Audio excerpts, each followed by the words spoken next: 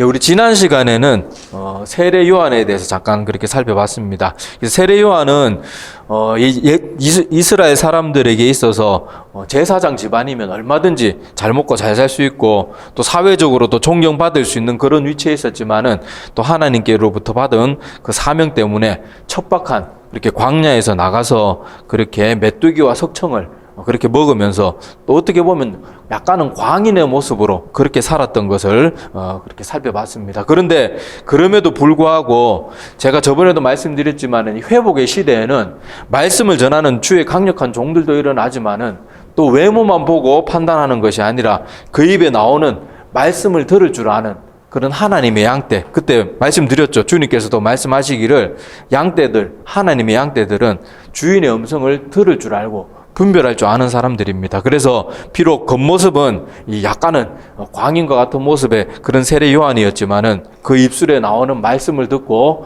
죄를 자복하고 회개하고 또 세례를 받는 그런 모습들이 주님 바로 오시기 전에 있었음을 우리가 배웠습니다. 그리고 이 세례 요한은 얼마든지 지금 사람들의 이목을 받는 위치였기 때문에 얼마든지 자기 인기를 누릴 수 있었지만은 세례 요한은 우리가 방금 읽은 본문의 말씀에도 나타나듯이 사람들의 관심을 자기에게로 쏠리게 하지 않아요. 오히려 자기 뒤에 오실 분, 자기가 정말 높여야 될 그분에게 사람들의 관심을 다 거기로 집중할 수 있도록 그렇게 행동하는 모습도 우리가 보게 됩니다. 그래서 이 세례 요한의 모습을 보면서 우리도 하나님의 일을 하면서 곁길로 빠지지 않기 위해서는 우리 마음에 항상 하나님을 어떻게 하면 영광스럽게 할까? 어떻게 하면 하나님의 마음을 기쁘게 할까? 거기에 우리의 마음이 다 가 있어야 되고 또 항상 그분이 우리 각자에게 맡겨주신 사명에 우리의 온 마음이 그렇게 가 있어야지 우리가 곁길로 나아가지 않을 수 있습니다. 자, 그런데 세례 요한은 이렇게까지 알아봤고요. 자, 8절에 보면 세례 요한이 이제 언급하는 두 가지 세례가 등장합니다. 자, 8절 보면 나는 너희에게 물로 세례를 베풀었거니와 그는 너희에게 성령으로 세례를 베풀 것이다. 이렇게 말하면서 세례의 두 가지 종류의 세례가 있다는 것을 세례 요한이 분명하게 언급하고 있는 것을 볼 수가 있는데, 자, 오늘은 이렇게 물세례, 성령 세례가 나왔기 때문에 이 두 가지 세례에 대해서 좀 자세히 짚고 넘어가려고 해요. 요거는 우리가 꼭 알아야 될 그런 모습입니다. 자, 먼저 물세례는 뭔가 하면 우리가 잘 알다시피 이 교회 생활을 하다가 보면 뭐 지금 이 시대에 와서는 뭐 학습받고 뭐 그렇게 교육받는 시간들이 있지만은 예수님 당시에만 해도 예수님을 믿는 믿음의 고백만 하면 그 자리에서 세례를 베풀었어요. 근데 어떤 분들은 그게 묻습니다. 아, 옛날에는 믿는다 그러면 바로바로 세례 줬는데 지금은 왜 그렇게 뭐 6개월 있다가 학습받고 또 6개월 있다가 세례받고 뭐 왜 이렇게 복잡하게 하냐. 그게 또 조금 불만을 가진 분들이 있는데 왜 그렇게 됐는가 하면 물론 성경에 보면 사도행전에도 그렇고 복음서에도 그렇고 이렇게 자기 죄를 고백하는 사람들에게는 바로바로 세례를 베풀었지만 이게 교회 역사에서 이렇게 가만히 사람들을 살펴보니까 이 교회에 정말로 믿음이 있어가지고 오는 사람들도 많지만 어떤 사람들은 교회를 이용하려고 오거나 교회를 흐트러뜨려 놓기 위해서 오거나 그래서 그 사람의 믿음을 검증하는 시간이 필요하게 된 거예요. 그리고 아무에게나 세례 주는 게 아니고 그 뭐 중간중간 교회 역사 속에 이단들도 많이 나타났기 때문에 이 사람이 뭘 믿는지를 정확하게 가르쳐주고 난 다음에 그 다음에 자기가 믿는 바를 성경에 있는 그대로 고백하면 그때 안전하게 세례를 주기 위해서 지금 이 시대에는 뭐 지금 우리나라 같은 경우에는 뭐 특히 우리 장로교 측에서는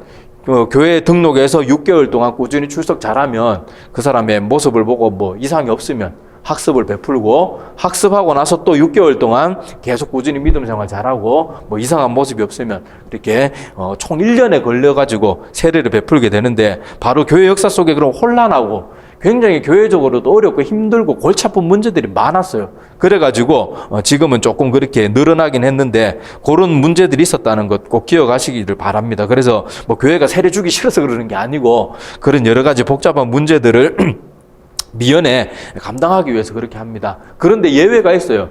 지금도 이렇게 예수 믿은 지 얼마 되지 않았는데 이렇게 막 몸에 병이 너무 심해가지고 사형 선고를 받아들이기 얼마 남지 않은 그런 분들은 당연히 이런 목사님들하고 의논해가지고 바로 세례를 베풀 수 있습니다. 그래서 완전히 그게 죽은 게 아니고 제도권 내에서는 그런 문제들을 방지하기 위해서 그렇게 바뀌었으니까 아이고 성경대로 안 하는 게 잘못된 거 아니냐 이렇게 생각하시면 안 되고 그런 문제들이 있었다는 거 이렇게 참고로 알고 넘어가면 되겠습니다. 자, 그래서 여기 예수님 때에는 이렇게 자기 죄를 고백하고 자복하는 사람에게는 세례를 베풀었는데 또 세례 베푸는 방식 가지고 또 트집 잡는 분들이 있어요. 옛날에는 다 강에 가가지고 물에 푹 들어갔다 나왔는데 지금 왜 물만 뿌리고 이런 식으로 하냐.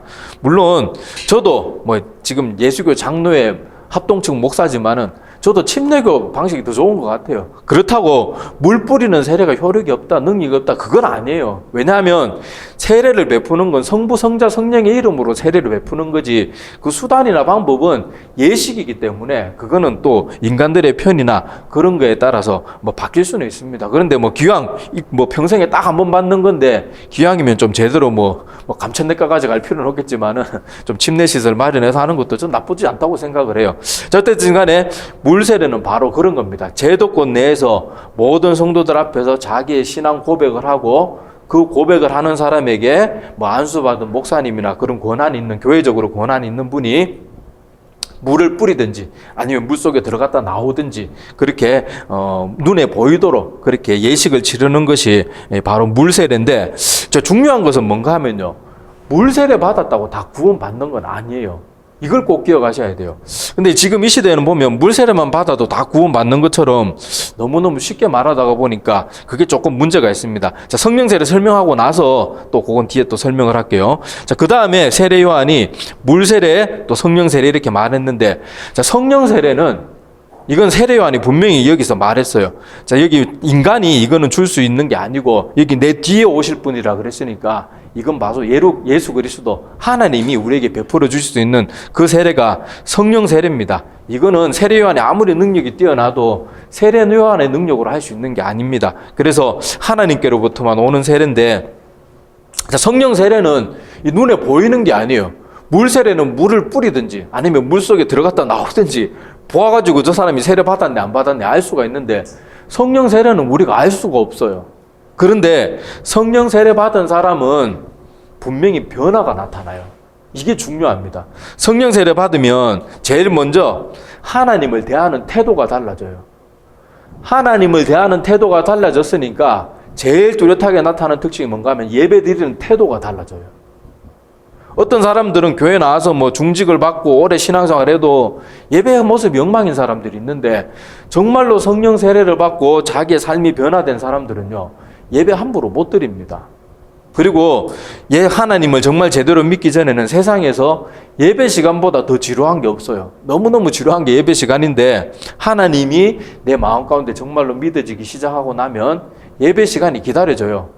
물론 뭐 목회자가 게을러 터져가지고 말씀 준비도 안 하고 막 엉뚱한 소리 하고 그래갖고 지루하게 느껴지는 그건 성도의 문제가 아니고 그거는 사역자의 문제예요. 그런데 일반적으로 볼 때 건강한 예배가 드려지는 그런 교회라 그러면 정말 성령 세례를 통해서 사람이 변화된 그런 참된 믿음의 모습이 그 마음 가운데 심겨진 사람들은 하나님을 대하는 태도, 예배를 드리는 태도, 그리고 예배 가운데 찬송 드리고 기도하는 모습이 분명히 달라져요. 그게 제일 뚜렷하게 구별할 수 있고, 또 그 외에도 막 성질이 난폭했던 사람이 점점 온유해진다든지, 막 거짓말을 밥 먹듯이 하던 사람이 거짓말 점점 안 하고 말도 자꾸 줄어들고, 막 교만하고 늘 목이 뻣뻣하고 다른 사람 아나무인처럼 막 그렇게 여겼던 사람들이 점점 겸손해지는 그런 모습들, 이런 모습들이 나타나는 것이 성령 세례 받은 사람들의 특징이에요. 이거는 뭐 어떻게 눈으로 보여지는 게 아니기 때문에 우리가 이런 모습을 통해서 점검해 볼 수밖에 없는 거예요.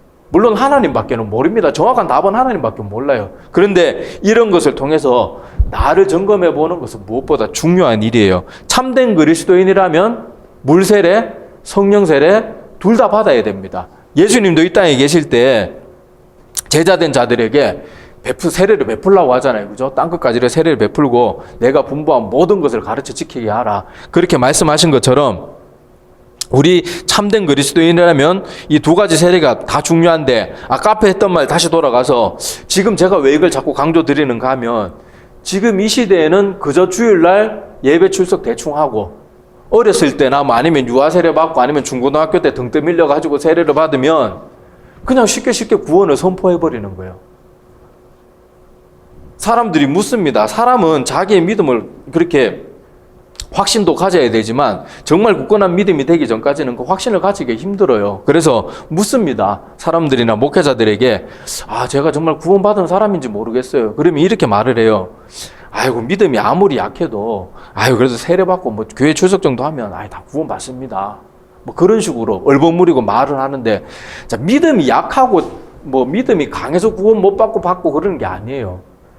믿음은 아무리 약해도 구원받을 수 있어요. 중요한 건 뭔가 하면 그 믿음이 진짜가 아니기 때문에 구원 못 받는데, 저 사람은 아무리 성경적으로 비추어봐도 구원받을 만한 믿음이 아닌데 그 사람 상처받을까봐, 아니면 이런저런 이유로 사람 귀에 듣기 좋은 말 해주려고, 저 사람 아직 구원에 확실한 증거들이 없는데도 세례 받았으면 구원받습니다.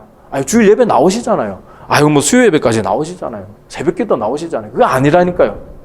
우리의 믿음은 겨자씨만한 믿음만 있어도 산을 들어가지고 옮길 수도 있고 하나님 나라에도 넉넉하게 들어갈 수 있어요. 그런데 중요한 건 이 시대에는 작은 믿음이 문제가 아니에요.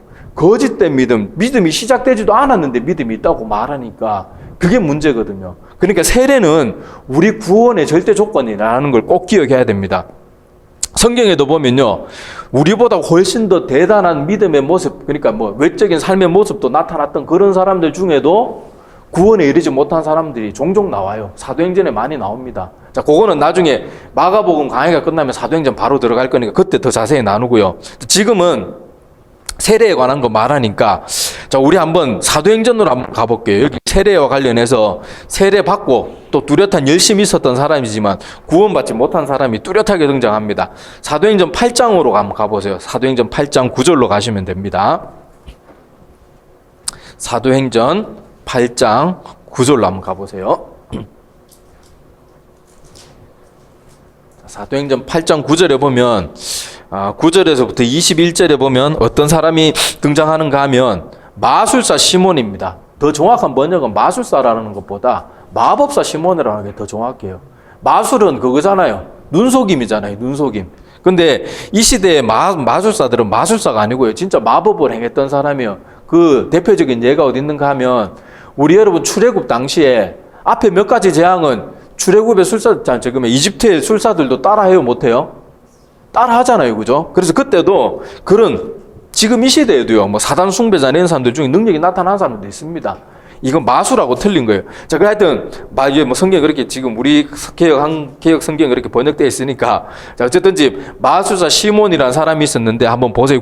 더 보면, 자, 시몬이라는 사람이 전부터 있어 마술을 행하여 사마리아 백성을 놀라게 하며 자칭 큰 자라 하니 낮은 사람부터 높은 사람까지 어때요? 다 따랐대요. 그러니까 이 사람이 마법이 제법 능력이 있었던가 봐요. 자, 그래서 이 사람은 크다 일컫는 하나님의 능력이라 하더라. 하나님의 능력이 아닌데 사람들은 마법을 자꾸 행하니까 저 무슨 대단한 진짜 하나님의 능력을 받았나 보다, 이런 식으로 착각할 만큼 능력이 있었던 사람이에요. 자, 그리고 11절에 보면 오랫동안 그렇게 지냈습니다. 자, 그러다가 이 사마리아 지역에도 12절에 보면 빌립이 복음을 전하기 시작해요. 근데 마술사 시몬도 그 말씀을 들어보니까 그럴듯했는지 믿게 됩니다. 자, 12절 하반부에 보면 그들이 믿고 남녀가 다 세례를 받으니, 그리고 13절 이어지는 말씀에 시몬도 뭐예요? 믿고 세례를 받고, 자, 그 다음에 어떻게 빌립을 따라다녔대요? 건성건성, 대충대충, 심심하게, 할 일이 남아 놀 때, 시간이 남아 놀 때 이렇게 따라다닌 게 아니고, 전심으로 따라다녔대요, 전심으로. 자, 전심으로, 여기 전심이란 단어가 되게 재밌는 단어인데, 자, 전심으로란 단어를 이렇게 성경 사전에 찾아보면요, 끈질기도록 성실하다라는 그런 좀 독특한 뜻을 가지고 있어요. 자, 그만큼 여기 마술사 시몬은 믿고 세례도 받았고, 세례는 믿는다고 고백하는 사람이면 주잖아요. 그리고 자기 죄를 자복한 사람들. 자, 그렇게 세례를 받고 빌립을 따라다닐 때도 어떻게 따라다녔대요?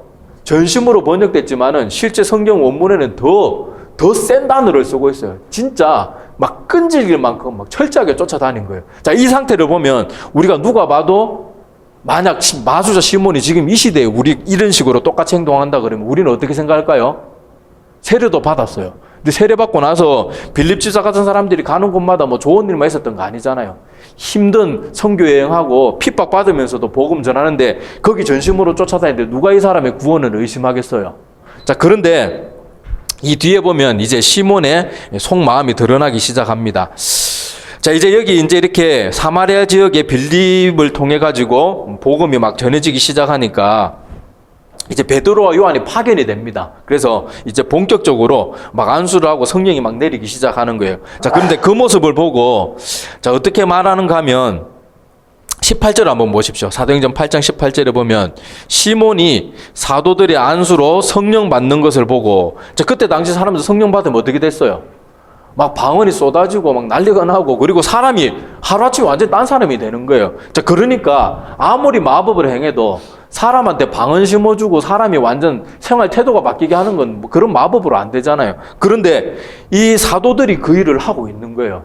그리고 그냥 머리에 손만 얹는데 막 능력이 나타나니까 마수자 시몬이 이제 자기 속마음이 드러납니다. 자, 그리고 18절에 보니까 시몬이 사도들의 안수로 성령 받는 것을 보고 돈을 들여 이르되 이 권능을 내게도 주어 누구든지 내가 안수하는 사람은 성령을 받게 하여 주소서. 그러니까 이 사람은 영혼 구원의 목적이 있는 게 아니고 재밌는 거예요. 능력이 나타나니까 옛날에 자기 마법 행하던 것처럼 이걸 통해서 자기 이름이 유명해지는 데 관심이 있는 거예요. 자, 그러니까 20절에 보면 좀 무섭게 책망합니다. 20절부터 베드로가 21절까지. 자, 베드로가 이르되 내가 하나님의 선물을 돈 주고 살 줄로 생각하였으니 내 은과 내가 함께 망할지어다. 하나님 앞에 내 마음이 어떻지 못하다고요?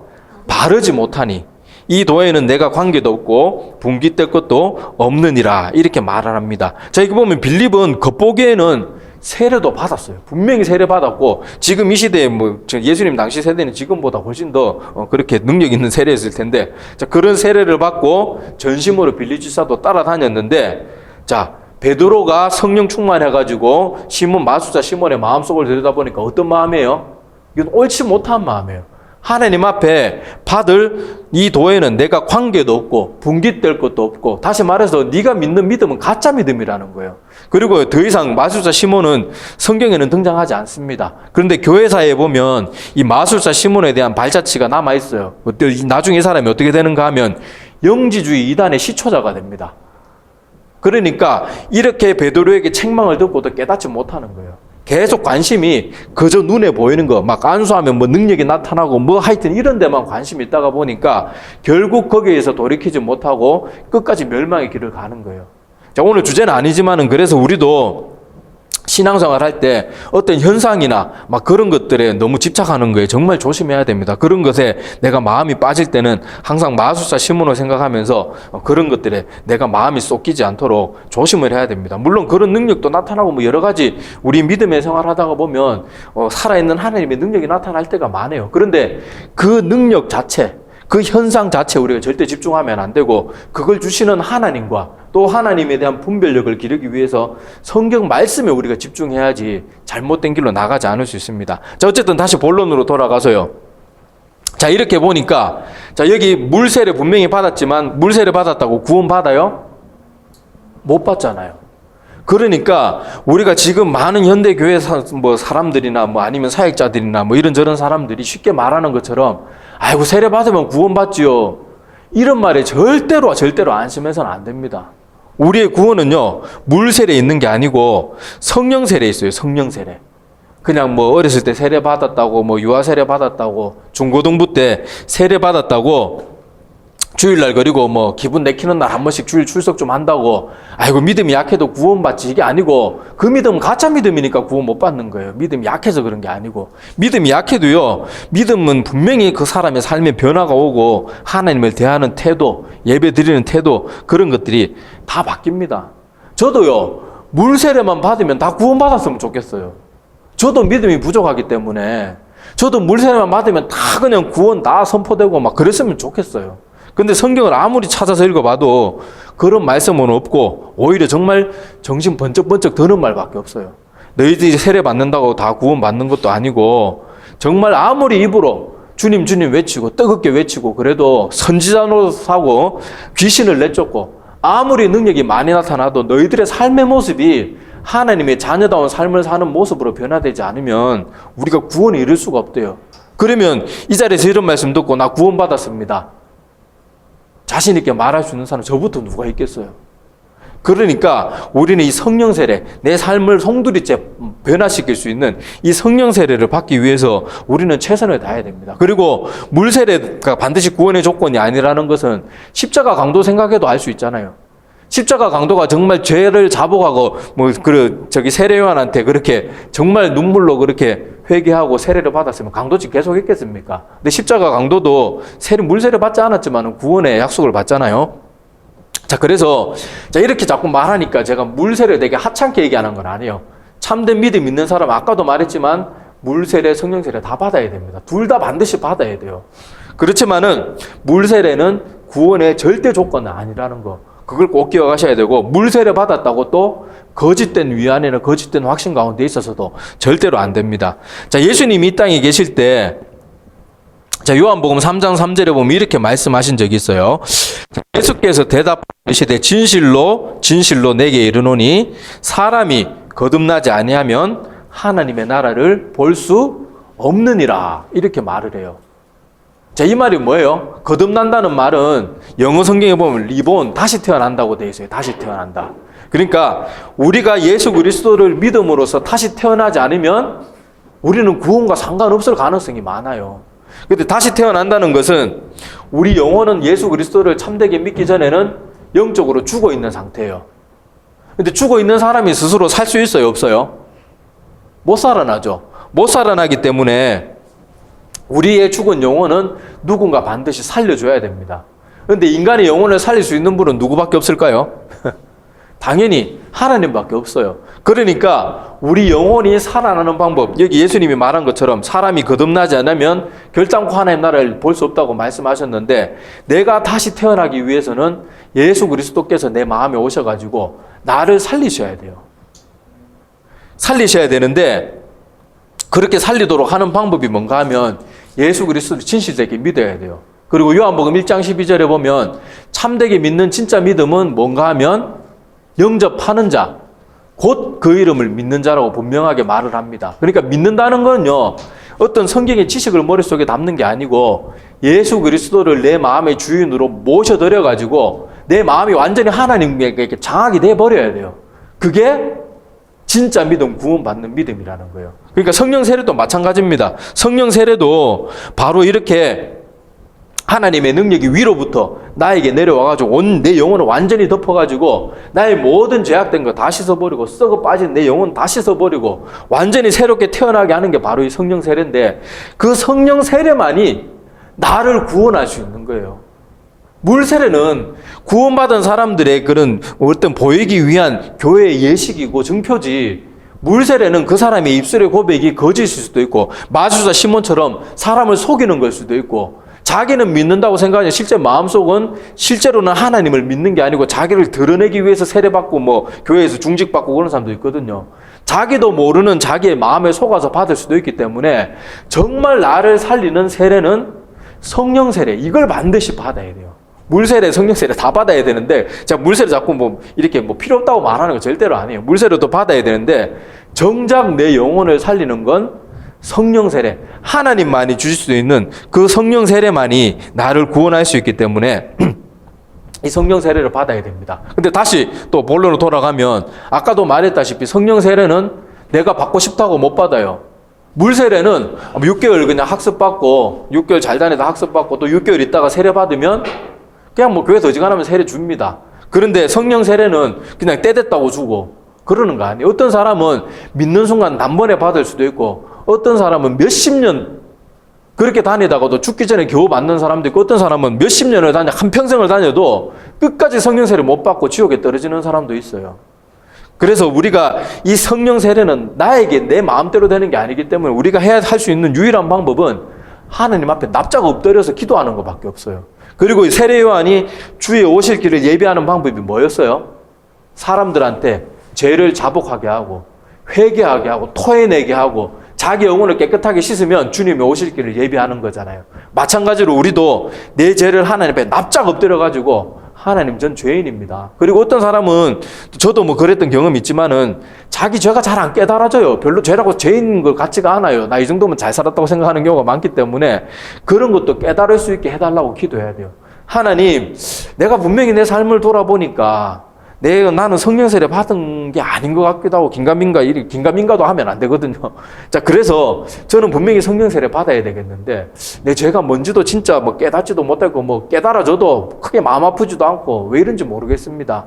솔직하게 말하면서 하나님 앞에 나의 죄된 거 깨닫게 해달라 그러고 또 깨닫는 거 다 용서해 주시고 하나님이 내 마음에 오셔서 나의 마음의 주인이 되어 주세요. 이게 잘 안 되는데 하나님 꼭 제 마음의 주인이 되어 주세요. 그렇게 기도하는 거 외에는 성령 세례 받을 수 있는 방법이 없어요. 그래서 우리는 주님 앞에 가는 그날까지 계속 그렇게 기도해야 됩니다. 내가 정말 확실한 증거가 나타날 때까지는 계속 그렇게 기도하면서 애쓰고 납작 엎드려 겸손한 모습으로 나가야 돼요. 그리고 한평생 그런 모습으로 열심히 구하다가 그냥 죽어도 그렇게 구하는 것 자체가 이미 성령님이 인도하심이 아니고는 그렇게 할 수 없거든요. 한두 번 하다 말지. 자, 그래서 우리 포기하지 말고 끝까지 그렇게 나가야 됩니다. 그리고 하나님께서 우리에게 주신 약속은 뭔가 하면 내게로 오는 자는 내가 결코 내어 쫓지 않겠다고 예수님이 약속하셨어요. 그래서 어떤 사람 아까도 말했다시피 그게 빠른 시일 내에 되는 사람이 있고 어떤 사람은 오랜 시간이 걸릴 수도 있겠지만 중요한 건 하나님 앞에 전심으로 나아가고 하자 하는 사람은 예수님이 절대로 내어 쫓지 않겠다고 약속하셨기 때문에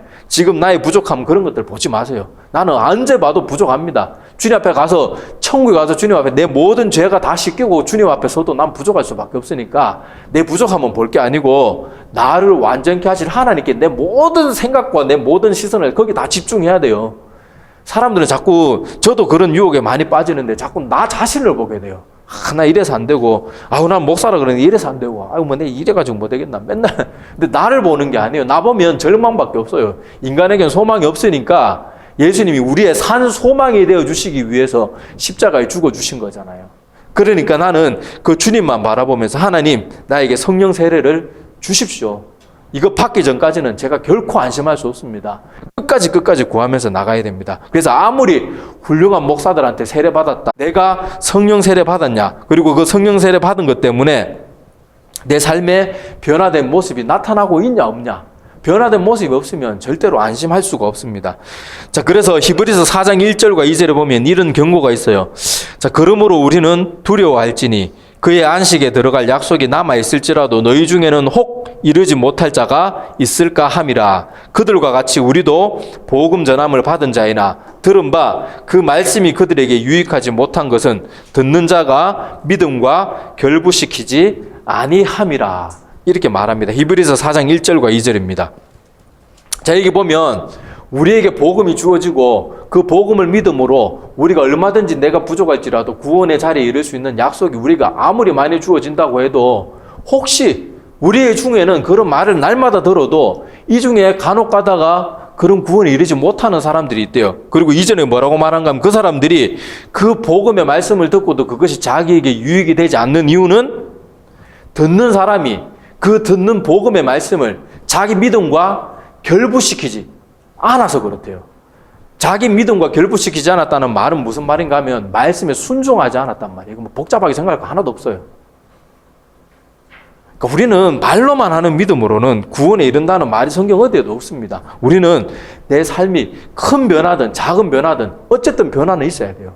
그 변화가 없이는 우리가 결코 안심할 수 없고 안전지대가 아니기 때문에 우리에게 주어진 이 인생은 딱 한 번밖에 없잖아요. 이 딱 한 번에 주어지는 인생 가운데 내가 그 믿음을 그 믿음과 하나님의 말씀을 내 믿음으로 결부시켰냐 안 시켰냐, 그 말씀대로 순종하면서 살았냐 살지 않았냐, 그 말씀이 능력이 되어서 내 삶을 바꿨냐 바꾸지 않았냐, 이거에 따라서 내 삶의 영원한 처소가 결정이 될 거예요. 그러니까 이 자리에 계신 우리 모두는 절대 세례 한번 받았다고 안심하지 마시고 내 삶이 변화돼서 열매들이 많이 나타나면 그때는 확신 가지고 감사하시면서 살면 됩니다. 그런데 아직도 긴가민가 하면 뭐 구원 받았을 수도 있어요. 그런데 긴가민가 하는 거에서도 머물려면 안 됩니다. 하나님은 우리에게 뭘 요구하셨어요? 그리스도의 믿음의 장성한 분량에 이르라 그랬어요. 그냥 너희도 구원받았으니까 대충 그 구원받은 언저리에 머무르면서 맨날 갈팡질팡하면서 그렇게 살아라 이렇게 말하지 않았어요. 구원받은 사람은 날마다 자라가라 그랬어요. 날마다 자라가고 날마다 하나님의 말씀 가까이 하고. 그래서 우리가 오늘은 이 물세례와 성령세례 이렇게 살펴보았는데, 자, 물세례는 꼭 받아야 되는 것이지만은 구원의 필수 조건은 절대로 될 수가 없기 때문에 물 세례 받았다고 절대 아무리 유명한 목사가 와도 세례 받았으면 다 구원 받습니다. 그런 말 절대 그런 거예요. 여러분 거짓된 안심이나 거짓된 위안을 받아서는 안 돼요. 내가 성령 세례 받았냐 안 받았냐 이게 제일 중요하고 성령 세례는 내 삶의 변화된 모습 그리고 하나님을 내가 대하는 모습이 예전과 지금의 모습이 어떻게 달라졌냐 예배를 드리는 나의 모습이 어떻게 달라졌냐 이런 것들을 통해서 점검해 볼 수 있어요. 그러니까 우리가 오늘 이 물세례, 성령 세례를 잘 구별하고 내가 성령 세례 받은 게 부족하다 아니면 나 받은 적이 없는 것 같다. 그러면 걱정할 건 없어요. 하나님께서 분명히 나에게 오는 자 결코 내어 쫓지 않겠다고 약속을 주셨기 때문에 그거 가지고 늘 마음에 소원을 두고 기도하면서 살아가면 하나님이 내가 죽기 전에 반드시 날 구원해 주실 것입니다. 그런 걱정하지 마시고 우리는 끝까지 주님 앞에 겸손한 모습으로 나는 죄인입니다. 회개하는 모습으로 서면 나머지 하나님이 다 알아서 해주실 거예요. 내가 거듭나는 것도 내가 할 수 있는 것도 아니고 내가 성령 세례 받는 것도 내가 하는 게 아니에요. 나는 그저 하나님께 모든 것 맡기면 되고 하나님 앞에 약속의 말씀 하나님이 이렇게 말씀하셨잖아요. 그래서 저는 이렇게 하는 거니까 저 반드시 구원해 주셔야 됩니다. 우리는 그렇게 약속의 말씀 믿고 나아가는 자들입니다. 이 자리에 있는 우리 모두가 다 성령 세례 받고 정말 변화된 삶을 사는 우리 모두가 되기를 바라고 또 이 변화가 되어도 우리가 믿음에서 자꾸 퇴보하는 게 아니라 날마다 우리 믿음이 자라가서 그렇게 그리스도의 장성한 분량에까지 이르기까지 쉬지 않고 전진하는 우리 모두가 되기를 소망합니다. 기도드릴게요. 하나님 아버지 오늘 성경에 나오는 성령 세례와 물 세례에 대해서 저희들이 살펴보았습니다. 물 세례도 정말 믿음의 사람이라면 반드시 받아야 되는 것이지만은 물 세례가 우리 구원의 절대적인 조건은 될 수 없다는 것을 또 성경의 예들을 통해서 살펴보았습니다. 우리가 꼭 반드시 받아야 될 세례는 우리의 삶을 송두리째 변화시키는 그런 성령 세례이온데 이거는 인간의 힘으로 될 수 있는 것도 아니고 세례 요한과 같이 능력이 대단했던 사람도 줄 수 없는 그런 세례이기 때문에 오직 하나님께서만 이것을 줄 수 있사오니 우리가 겸손함으로 주님 앞에 나아갈 때 이 자리에 있는 우리 모두 또 하나님을 믿는 믿음의 고백하라는 모든 사람들 그 마음 가운데 성령의 세례를 충만하게 허락하여 주시어서 우리의 영혼, 우리의 죽었던 영혼, 사단 마귀를 따랐던 우리의 영혼이 완전히 변화되고 새롭게 살아나는 놀라운 역사가 넘쳐나게 도와주시고 또 그런 세례로 말미암아 우리가 하나님 나라에 다 넉넉하게 이룰 수 있도록 크신 은혜와 은총 베풀어 주시옵소서. 오늘도 예배의 자리, 말씀의 자리 사모함으로 이 자리에 나온 영혼들을 주님께서 기뻐하여 주시고 크신 은혜 베풀어 주시옵소서. 감사를 드리며 예수님의 이름으로 기도드립니다. 아멘.